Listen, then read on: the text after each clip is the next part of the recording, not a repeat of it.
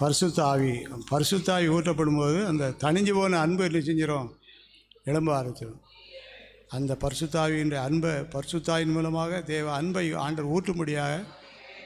இதனால் எங்கெங்கெல்லாம் அன்பு தணிஞ்சு போயிருக்கோ அங்கெல்லாம் அன்பு பெருகணும். அது நிச்சயமாக நடக்கும். அன்பு தணிஞ்சு போன ஒரு காலம் தனியை விட்டுறக்கூடாது.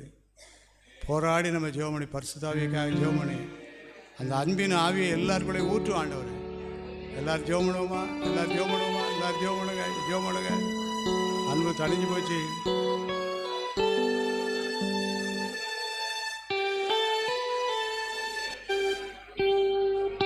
எல்லாரும் ஜெபமுடுவோம்.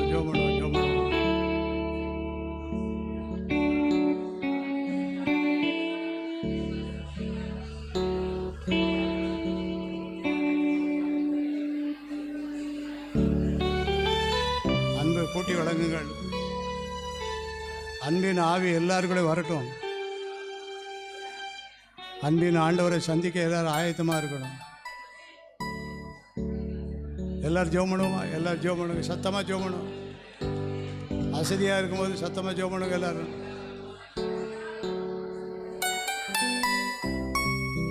தணிந்து போன அன்பு மறுபடியும் பெருக்கெடுத்து ஓடட்டும். ஆண்டவர் பரிசுத்த ஆவியினால் அன்பின் ஆவியினால் எங்களை நிரப்பும்.